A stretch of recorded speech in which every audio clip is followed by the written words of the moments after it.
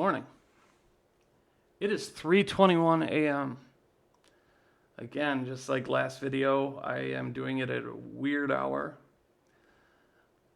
Truth is I don't ever know when I'm going to put these out right now. In a perfect world, I think I'd like to say that they'd be out every week.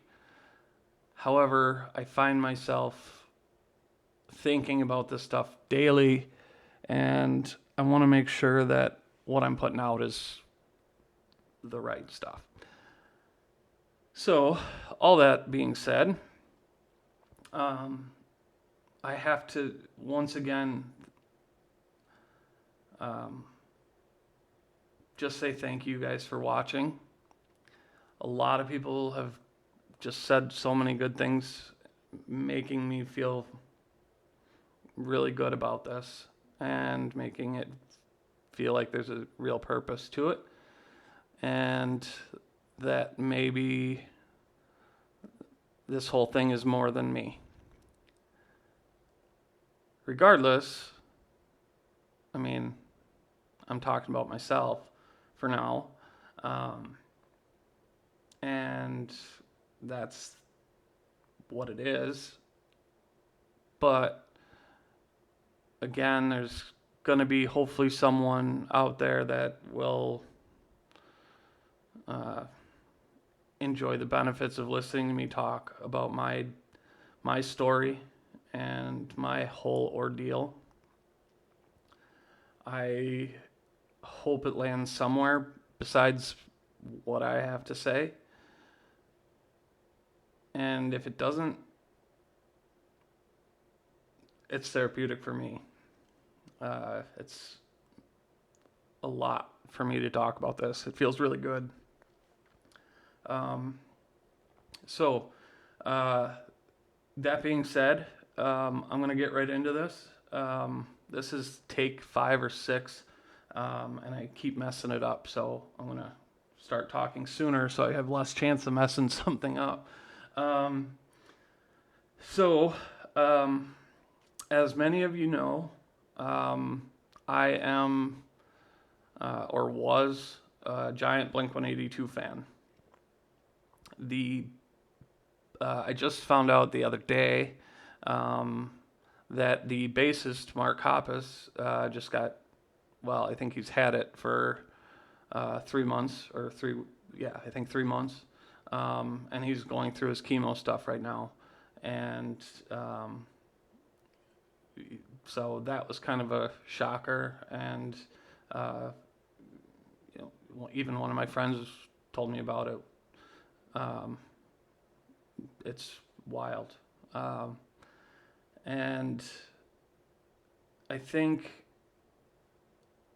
it's just something that so many people, and this is no fault to anyone, it's something that there's so many people that are not, or that are so naive to cancer or anything along those lines. I know when I got started in the whole cancer thing, I was so stupid. I was so naive, and I didn't believe anything like that would have happened to me. And it's important to keep yourself in check on that, more than just checking yourself out, but being grateful for everything you have, and it's important to know kind of what's going on with all of that, and to have at least an appreciation for what can happen, and to respect it,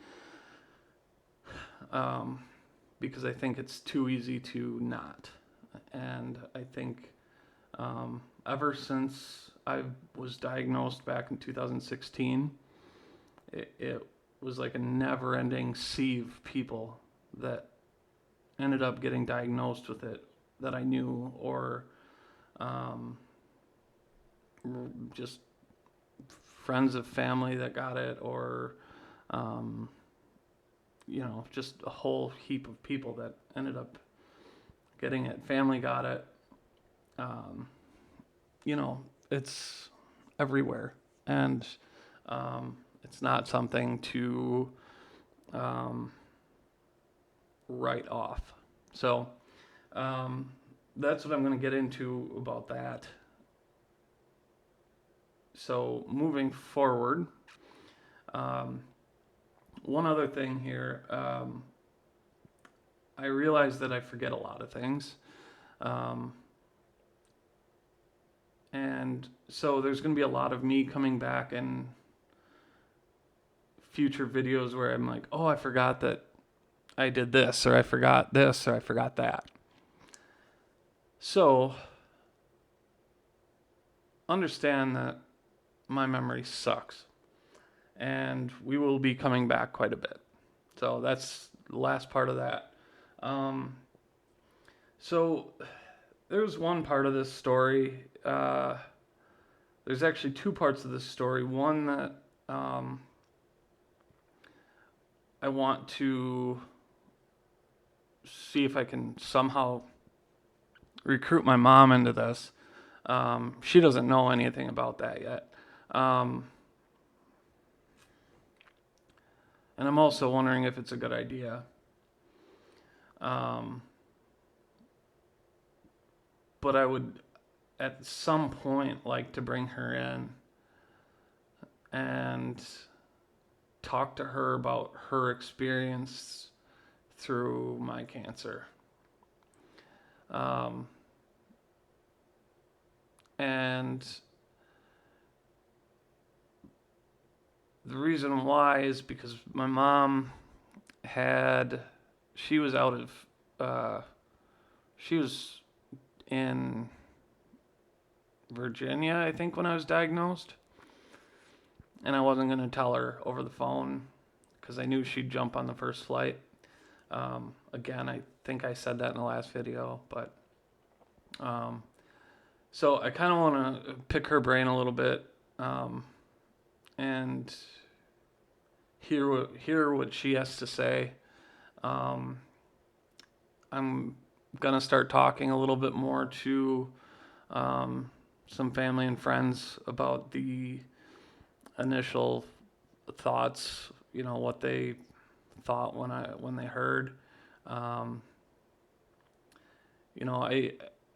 did ask. I asked my oldest brother Josh. I asked him, what was your initial thoughts as to like when I said that I was one nutty guy. And he said the same thing I just got done saying is, we were all a little naive to it. And for me, it was like cancer didn't exist. I know that's what it was for me. And so when I heard it, I don't know. I kind of covered that in the last video, so I'm not going to keep talking there. But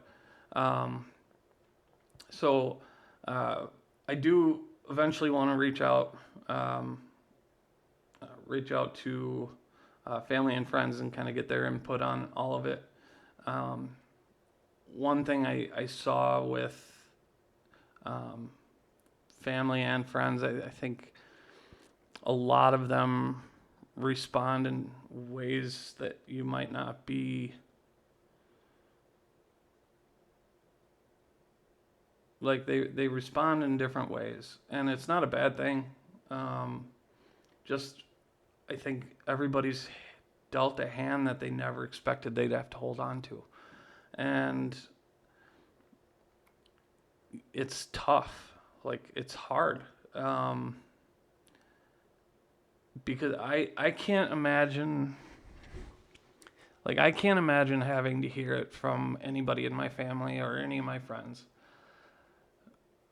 Like, I can't imagine listening to that. Not to mention, if I was in Virginia, I'd probably be taking the first flight home too. But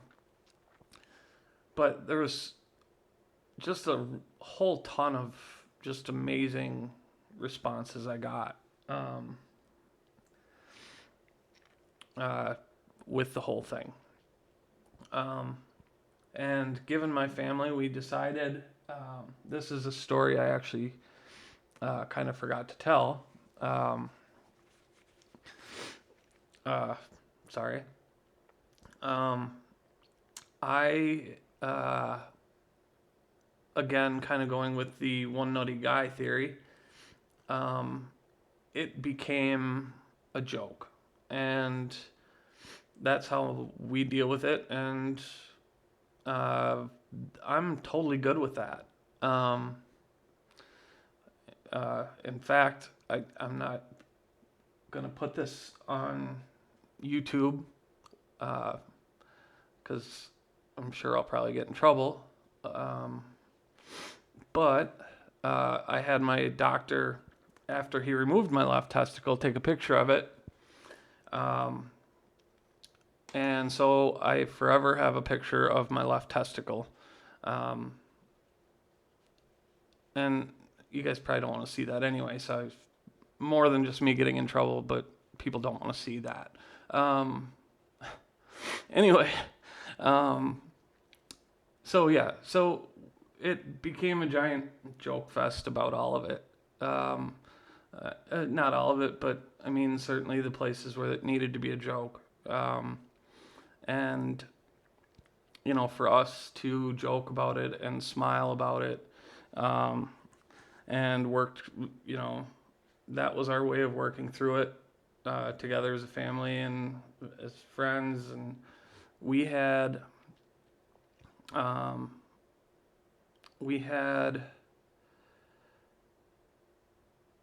this was the story my mom reminded me of, and I totally forgot. So it was either before or after, I think it was before my surgery. We had a party, and we had a party for me, so that's good. Always enjoy that. But we had a party, and it was basically a testicle themed party. Yep, testicle themed party, and it was awesome. It was awesome. We had like meatballs, basically everything testicle shaped. I wish I could remember more of the menu, but I just remember meatballs. And yeah, it was a good time. It was a good time. It's important to have, and this goes with everything, more than just cancer, more than anything. It's such an important thing to have a support structure in everything that you do. Doesn't matter what it is. Everything that you do. You know, if something bad happens, the best thing you can do is have a big group of people around you, pick you up and dust you off and everything else. So let's get to more stories here. So the next part of it was after they removed it, they told me, they asked if I wanted to have kids, and I did. I really did, and so they said that I can basically freeze a specimen, and like they send it to, I think, Minneapolis, and they keep it in a freezer there, and it's expensive to keep it there every year, but at that time for me it was worth it. I was all about doing that. I wanted kids of my own, so basically do the whole in vitro fertilization thing. So they told me to come in. I could give them a sample. They only needed one swimmer. Sorry, I'm not going to get any more politically correct than that. They only needed one swimmer, and that whole process was incredibly painful due to the fact I just had surgery not even a week prior. So so I was in a lot of pain. I'm trying to remember. I can't remember the name of the type of doctor it was or nurse, but basically, she's like, yeah, it was a Friday, I think, or Thursday, and they're like, well, we're not open. You won't know till next week. I'm like, okay, that's fine. And so I left, and about a half hour later, I think the nurse's exact words were, we weren't able to find any swimmers. If you'd like to try again, we can try next week, and we can try it again and hope for the best. She's like, we only need one. I'm like, okay, I will try. At that time, having kids was a big deal. I really wanted them, and unfortunately, excuse me, unfortunately, it just didn't happen. I went one time, because I'll forget to tell this, I went one time after I got done with cancer and everything, and same thing. There was nothing. So basically, to answer the question now, no, I can't have kids. I've accepted that. It's okay. I've got nephews and nieces that I get to give a hard time to, and then send them home. Love the kids though; they're great. Anyway, so yeah, that was a really tough pill to swallow. And the way I got through it at the time, it was just simply me saying I need to focus on getting better myself. Okay. I had a thought, and it's gone. And hopefully I come back to whatever I was talking about, because I'm just everywhere. No, I was thinking, so it was pretty great. I felt like dirt after surgery. However, friends and family did a lot for me, whether it was taking care of my ass or Shane and Kaylin. They sent me a gift package, if that's what you'd like to call it, and I was looking for it just now, so I hit pause on the video, and if there was a glitch, that's what happened. I hit pause to go find the monkey, and apparently that's today's quote in this video is, I hit pause to find the monkey. No, Shane and Kaylin sent me quite the care package. and I know where the monkey is. I think it's downstairs. But it had uh, a Band-Aid over basically its crotch. Uh, um, Basically showing where I had been uh, cut up. Um, God, that sounds so violent. um, anyway, yeah. So really, this part of the story is painful in a lot of ways because, um, for me, kids was something I had always wanted growing up. Um, and something I obviously I think a lot of people have that dream of having a family, um, and having kids of their own, and that was something I really, really wanted. And when doctors told me I couldn't, obviously that was uh, kind of a shot to the gut, or the nut. Um, but I figured out my way around it, and it was to tell myself I needed to focus on um, myself and my health more than that, and I did, and that seemed to help a lot.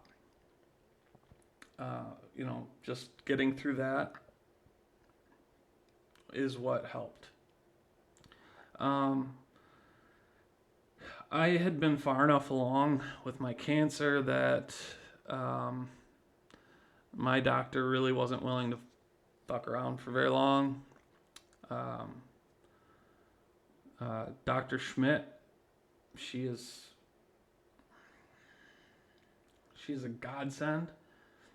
Um, I was blessed with a lot of good doctors. I really was. Most of them. I won't talk about the other ones, but 99% of them fantastic. And I tell Dr. Schmidt that all the time, every time I see her. And then I don't know. I could go on and on. Anyway, she wasn't gonna sit around, and it was time to get going. So I had started my chemo. Like, I don't even know if it was 2 weeks after I was diagnosed. And they had the testicle removed, and I was starting chemo at that point. So I'm going to cut it off here. My chemo story, my first chemo story, is going to take up more than the time that I want to take up tonight.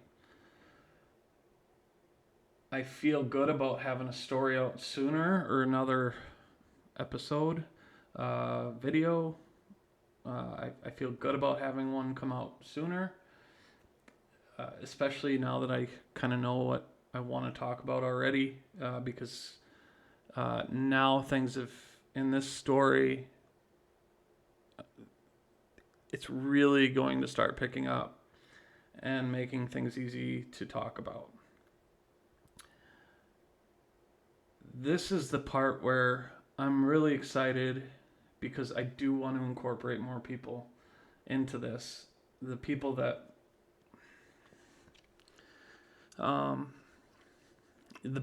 played such a role in all of this.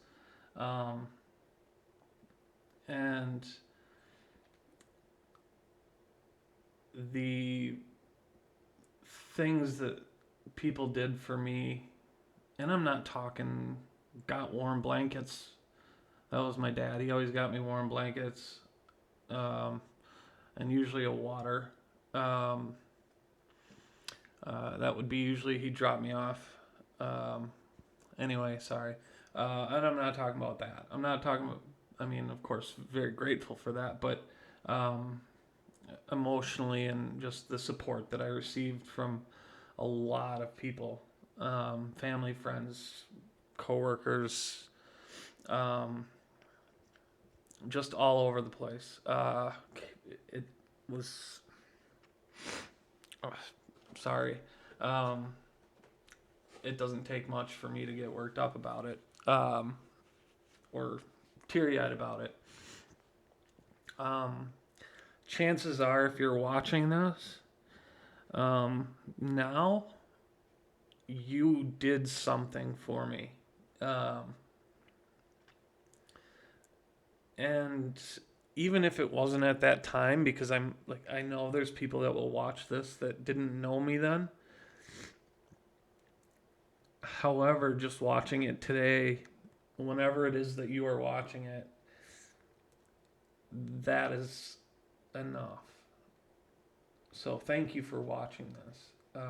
Hopefully you get something out of it. Um, Hopefully this means something to you, or will help you or someone else. Um, uh, Please, please, please. I want you to reach out to me if there's someone that can use it. Um, Whatever the case may be. Um, this world sucks, and if we can all just figure out a way to make it better.